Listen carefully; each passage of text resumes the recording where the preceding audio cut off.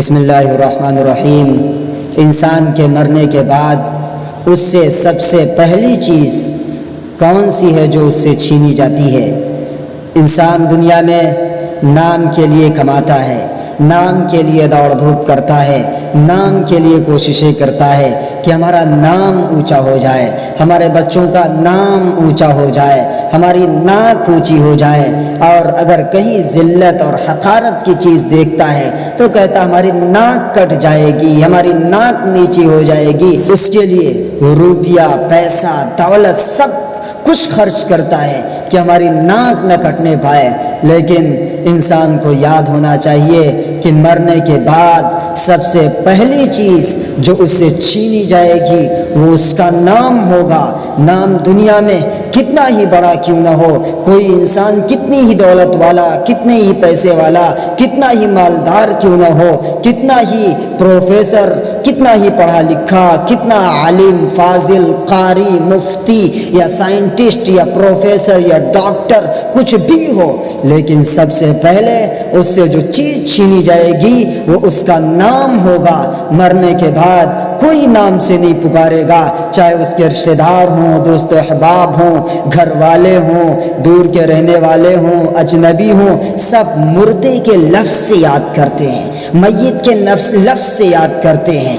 کتنے ہی خاص ملنے والے تھے، ماں باپ تھے، بھائی بہن تھے، اور اس کے علاوہ دیگر رشتہ دار تھے، سب نے مل کر کے نام چھین لیا ہے، اور اب نام سے کوئی پکارنا گوارا نہیں کرتا، بلکہ میت کے لفظ سے، مردے کے لفظ سے پکارا جاتا ہے، اور کہتے ہیں کہ جلدی کریے، جلدی میت کی نماز جنازہ پڑھیے، جلدی میت کو دفنائیے اور جلدی میت کو کفنائیے، جلدی کریے۔ جو دوست اور احباب اور جو ماں باپ اور جو گھر والے اپنے گھر کی زینت سمجھتے تھے رہنے کو، اور اس کے قیام کو اور اس کی رہائش کو گھر کی زینت سمجھتے تھے، آج وہ کہہ رہے ہیں جلدی کریے۔ صرف جسم سے روح نکل گئی تو نام بھی بھول گئے، اور گھر سے نکالا جا رہا ہے، کہہ رہے ہیں جلدی کریے۔ اب جو معاملہ ہمارے سامنے پیش آئے گا وہ بس آخرت کی منزل ہے۔ حضرت عثمان رضی اللہ تعالی عنہ جب قبر کے پاس سے گزرتے تو اتنا روتے کہ آپ کی داڑھی مبارک تر ہو جاتی۔ کسی نے پوچھا کہ آپ قبر کے پاس اتنا کیوں روتے ہیں؟ تو انہوں نے جواب دیا کہ قبر آخرت کی منزلوں میں سے پہلی منزل ہے، اگر اس سے پار ہو گئے تو ساری منزلیں آسان ہو جائیں گی، اور اگر اسی پر معاملہ اٹک گیا اور یہ پار نہ ہو سکی تو ساری منزلیں مشکلیں ہوتی چلی جائیں گی، کٹھن ہوتی چلی جائیں گی، ٹف ہوتی چلی جائیں گی۔ اس لیے قبر آخرت کی منزلوں میں سے سب سے پہلی منزل ہے، اور یہی وہ چیز ہے جس کے بارے میں اللہ تعالی نے فرمایا کہ وَلَوْ كُنْتُمْ فِي بُرُوجٍ مُشَيَّدَةٍ، کہ موت تمہیں آ کر رہے گی اگرچہ تم مضبوط کوٹری میں ہو، شیش محل گھر میں ہو، کہیں بھی مضبوط سے مضبوط اور محفوظ سے محفوظ جگہ ہو، موت وہاں آ دبوچے گی، کیونکہ اللہ تعالیٰ کا یہ قانون ہے كُلُّ نَفْسٍ ذَائِقَةُ الْمَوْتِ، ہر ایک کو موت کا مزہ چکھنا ہے۔ جو بھی انسان دنیا میں آیا ہے وہ جانے کے لیے آیا ہے، جو چیز بنی ہے وہ ختم ہونے کے لیے بنی ہے، فنا ہونے کے لیے بنی ہے۔ بڑے بڑے پروفیسر نہ بچ سکے، لقمان حکیم نہ بچ سکے، اور جو اس سے پہلے تھے وہ بھی نہ بچ سکے، انبیاء نہ بچ سکے، ولی نہ بچ سکے، تو ہماری اور آپ کی کیا بساط ہے؟ اللہ تعالیٰ کا یہ قانون ہے جو ہر ایک انسان پر نافذ کیا جائے گا۔ مرنے سے پہلے عقل مند وہی ہے کہ اس کی تیاری کر لے، اگر مرنے سے پہلے اس کی تیاری نہ کی گئی تو سوائے حسرت و افسوس کے کچھ نہیں ہوگا۔ ہمارے دوست اور احباب سب سے پہلے اور ہمارے گھر والے سب سے پہلے ہمارا نام چھین لیتے ہیں، تو ہمیں وہاں کام کیا آئیں گے؟ اللہ تعالیٰ فرماتا یوم یفر المرء من اخیہ وامہ وابیہ وصاحبتہ وبنیہ لکل امرئ منہم یومئذ شأن یغنیہ، کہ وہاں کوئی کسی کا کام نہ آئے گا، باپ نہ کام آئے گا، نہ ماں کام آئے گی، نہ بھائی کام آئے گا، نہ بہن کام آئے گی، ہر ایک کو اپنی ہی اپنی پڑی ہوگی، نفسی نفسی کا عالم ہوگا۔ اس لیے جو کچھ کرنا ہے اللہ تعالیٰ نے ہمیں بہترین موقع عطا فرمایا ہے، یہی دنیا میں کریں۔ دنیا دار الاسباب ہے اور دار الامتحان بھی ہے۔ اللہ تعالیٰ نے ہمیں امتحان کے لیے یہاں بھیجا ہے اور آخرت کی تیاری کے لیے بھیجا ہے کہ ہماری آخرت بہتر ہو سکے، ہماری آخرت اچھی ہو سکے، نیک اعمال کر کے، اچھے اعمال کر کے، نمازیں پڑھ کر کے، روزے رکھ کر کے، اللہ کے حکموں پر چل کر کے، رسول کا کہنا مان کر کے ہماری آخرت صحیح ہو سکے، درست ہو سکے، اچھی ہو سکے، بہتر ہو سکے۔ اس لیے اللہ تعالیٰ نے ہمیں دنیا میں بھیجا ہے۔ عقل مند وہی ہے جو مرنے سے پہلے موت کی تیاری کر لے۔ ہمارے دوست اور احباب کچھ کام نہیں آئیں گے۔ ہمارے نبی صلی اللہ علیہ وسلم نے فرمایا کہ اذا مات ابن آدم انقطع منہ یا عنہ الا من ثلاث، کہ جب انسان مر جاتا ہے تو ساری چیزیں ختم ہو جاتی ہیں سوائے تین چیزوں کے۔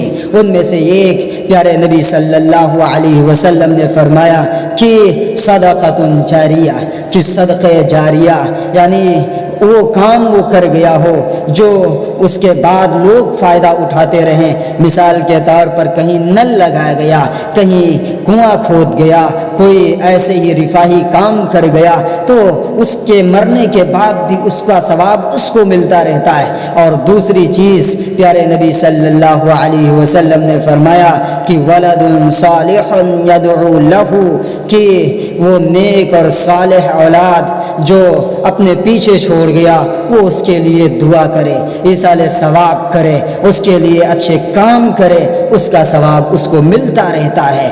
اور تیسری چیز پیارے نبی صلی اللہ علیہ وسلم نے فرمایا کہ او علم ينتفع به، یا وہ علم جس سے فائدہ اٹھایا جائے۔ مثال کے طور پر کوئی حافظ تھا، کوئی عالم تھا، کوئی قاری تھا، کسی نے کسی کو پڑھایا اور اس نے کسی کو پڑھایا، وہ بھی حافظ بن گیا، عالم بن گیا، مفتی بن گیا، قاری بن گیا، تو اب لوگ اس سے فائدہ اٹھا رہے ہیں۔ تو نبی صلی اللہ علیہ وسلم نے فرمایا کہ اس کا ثواب بھی اس کو ملتا رہے گا اور اس کے اجر میں بھی کوئی کمی نہیں کی جائے گی۔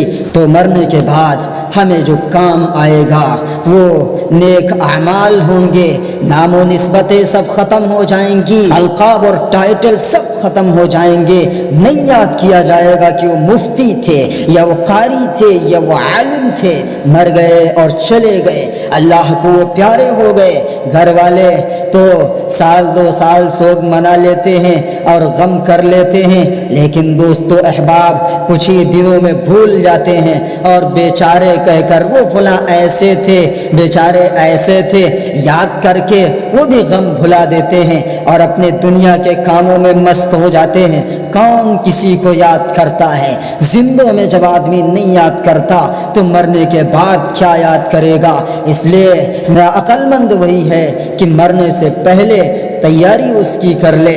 قرآن کریم میں فرمایا گیا کہ جو انسان دنیا میں لغو کام میں، بیہودہ کام میں، فالتو اور غپ شپ میں، لغویات میں، فضولیات میں اپنا ٹائم ویسٹ کرتا ہوگا، برباد کرتا ہوگا اور نیک عمل نہیں کیے ہوں گے، اچھے عمل نہیں کیے ہوں گے، تو قیامت کے دن وہ حسرت و افسوس کرے گا اور اللہ تعالیٰ سے کہے گا کہ اللہ مجھے دنیا میں واپس کر دیجئے۔ ہم نمازیں پڑھیں گے، روزے رکھیں گے اور دین کے کام کریں گے، صدقہ و خیرات کریں گے اور کوئی بھی گناہ نہیں کریں گے۔ اللہ تعالیٰ فرمائیں گے کلا، ہرگز نہیں واپسی ہوگی، دنیا دار الامتحان تھی، اب امتحان ختم ہو چکا، تمہارا ٹیسٹ ہو چکا اور امتحان میں اب فیل ہو چکے ہو، اب دوبارہ امتحان قائم نہیں کیا جائے گا، اب تمہیں دنیا میں دوبارہ نہیں بھیجا جائے گا، اب یہی زندگی ہے، یہی جو تمہارا بدلہ ہے اسی بدلے کے مطابق زندگی گزارنی ہوگی۔ اللہ فرمائے گا کلا، یہ بات تو سب کہتے ہیں، یہ وہی بات ہے جب کوئی مصیبت میں، پریشانی میں، رنج و درد میں، غم میں ہوتا ہے تو وہ کہتا ہے کہ ہمیں چھٹکارا دلا دیجئے اور پھر ہم یہ کام نہیں کریں گے۔ یہ وہ ہر کوئی یہی کہتا ہے، تم بھی وہی کہہ رہے ہو۔ چنانچہ اس کے سامنے وہ گھڑیاں ہوتی ہیں، وہ ساعتیں ہوتی ہیں کہ جو اس کے بدلے کی ہوتی ہیں، جو اس کی جزا کی ہوتی ہیں۔ اس لیے اللہ تعالیٰ نے ہمیں وقت عطا فرمایا ہے، اس کی قدر کریں۔ کہا جاتا ہے کہ الوقت اثمن من الذهب، کہ وقت سونے سے بھی زیادہ قیمتی ہے۔ اور یہ بھی کہا جاتا ہے اگر تم وقت کا قتل نہیں کرو گے، اس کا صحیح استعمال کر کے، تو وقت تمہارا قتل کر دے گا۔ اور پیارے نبی صلی اللہ علیہ وسلم نے فرمایا کہ دو چیزیں ایسی ہیں جس میں کثرت سے لوگ غفلت میں ہیں۔ یہ ایک فرمایا کہ الصحت، کی صحت، اور دوسری فرمایا کہ والفراغ، اور وقت۔ یہ وقت بڑی ہی قیمتی چیز ہے، یہ دنیا میں آخرت کو بنانے کے لیے ہمیں اس کا استعمال کرنا چاہیے۔ اللہ تعالی ہمیں اسلام ہی پر دنیا میں قائم رکھے اور اسلام ہی پر ہمیں موت دے۔ کہاں گیا وہ شداد جس نے دنیا میں جنت بنوائی تھی اور اربوں کھربوں روپیے خرچ کیا تھا، اور خواہشات کو پوری کرنے کے لیے اپنی اس خواہش کو اور اپنے اس خواب کو پورا کیا تھا، لیکن اللہ تعالیٰ نے اس کے تقدیر میں نہیں لکھا تھا کہ وہ دنیا میں جنت دیکھے، وہ اپنی بنائی ہوئی جنت دیکھے۔ جنت دیکھنے جا رہا تھا، گھوڑے کے دو پیر جنت کے اندر اور دو پیر پیچھے جنت کے باہر، اور اس کی روح قبض کر لی گئی، بیچارہ جنت بھی نہ دیکھ پایا۔ اور کہاں گیا وہ قارون جس کے پاس اتنی صرف خزانے کی کنجیاں تھی کہ 70 خچروں پر صرف اس کے خزانے کی کنجیاں لادی جاتی تھی، اٹھائی جاتی تھی، وہ کہاں گیا؟ وہ بھی زمین میں ڈھیر ہو گیا، اور اس کے جسم کو کیڑے کھا گئے، مٹی کھا گئی، اور وہ بھی بے نام و نشان ہو گیا۔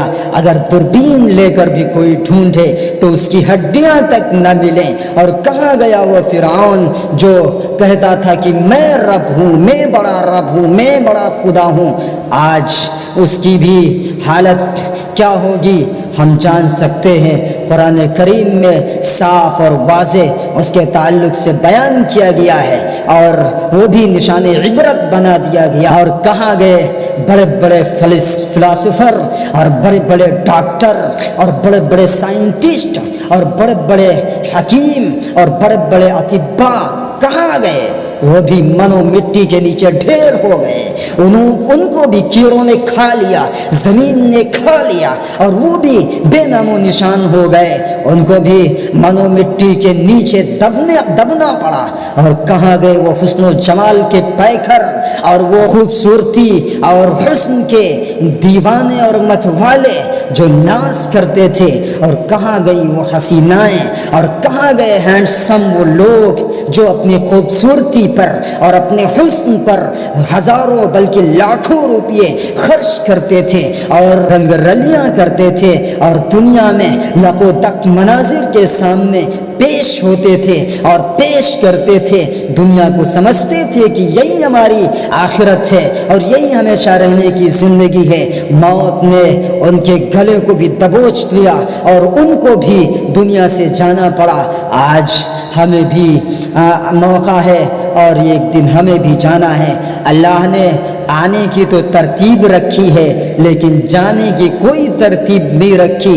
آنے میں پہلے والد ہیں، پھر بیٹا ہے، پھر پوتا ہے، پھر لکڑ پوتا ہے، سکڑ پوتا ہے، لیکن جانے کی اللہ نے کوئی ترتیب نہیں رکھی۔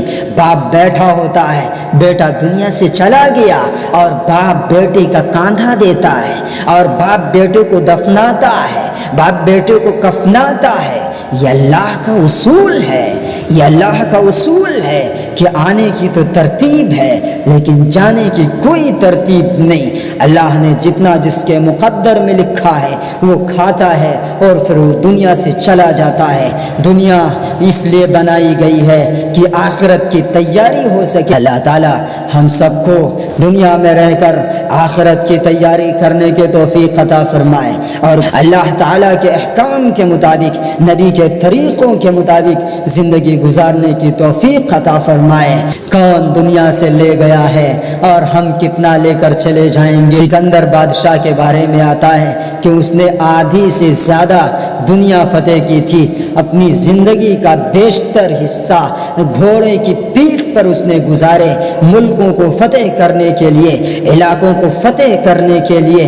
لیکن جب اس کی موت کا وقت قریب آیا تو اس نے اپنے وزیر سے کہا کہ وزیر، جب میں مر جاؤں تو میرے دونوں ہاتھ کفن سے باہر نکال دینا۔ یہ عجیب سی چیز تھی اور انہونی چیز تھی۔ وزیر نے پوچھا، بادشاہ سلامت، یہ انہونی چیز کیوں کروا رہے ہیں؟ جو پہلے کبھی کسی نے نہیں کروائی وہ آپ کیوں ایسا کروا رہے ہیں؟ بادشاہ نے، سکندر نے جواب دیا کہ لوگ دیکھ لیں کہ آدھی دنیا سے بھی زیادہ کا بادشاہ آج دنیا سے جا رہا ہے، وہ بھی خالی ہاتھ جا رہا ہے۔ نہ اس کے ہاتھ میں گھڑی ہے، نہ اس کے پیر میں چپل ہے، نہ اس کے بدن پر کپڑے ہیں۔ جو بادشاہ کی حالت میں قیمتی لباس پہنا کرتا تھا، قیمتی خوشبو لگایا کرتا تھا، عمدہ جوتے اور چپل پہنا کرتا تھا، عمدہ ٹھاٹ اور باٹ سے رہا کرتا تھا، لوگوں کا جمع غفیر تھا، آس پاس رہتے تھے لوگ اس کے، لیکن آج جا رہا ہے تو دنیا سے خالی ہاتھ جا رہا ہے۔ اس کے ہاتھ میں بادشاہت کا کچھ بھی نہیں، حکومت کا کچھ بھی نہیں۔ لوگ دیکھ لیں، اس لیے دنیا میں غفلت کی زندگی گزارنا چھوڑ دیں، لاپرواہی کی زندگی گزارنا چھوڑ دیں، اور یاد رکھیں کہ ہر کسی کو مر کے جانا ہے، ہر کسی کو موت کے آغوش میں پہنچنا ہے، ہر کسی کو دنیا کو چھوڑنا ہے۔ موت کو کثرت سے یاد کرنا چاہیے۔ پیارے نبی صلی اللہ علیہ وسلم نے فرمایا کہ لذتوں کو توڑنے والی، ختم کرنے والی چیز موت کو کثرت سے یاد کیا کرو۔ جب موت سامنے رہے گی اور اس کا تذکرہ سامنے رہے گا تو دنیا کی جو فضولیات ہیں، جو واہیات ہیں، جو بکواسیات ہیں، وہ ختم نہیں تو کم تو ضرور ہو جائیں گی، اور جو خواہشات پنپتی ہیں اور اس کے اندر جوش آتا ہے وہ ضرور کم ہو جائے گا کہ ہمیں بھی اس دنیا سے جانا ہے۔ گناہ کے کام میں سستی آئے گی اور دل ڈرے گا کہ ہم نے ایسا کام کر لیا، گناہ کا کام کر لیا تو پھر اللہ کے سامنے ہم کیا منہ دکھائیں گے، رسول کے سامنے ہم کیا منہ دکھائیں گے۔ اس لیے موت کو کثرت سے یاد کیا کرو، اس سے عمل میں ترقی ہوتی ہے، نیک کاموں میں ترقی ہوتی ہے، گناہوں سے بچنے کی توفیق حاصل ہوتی ہے۔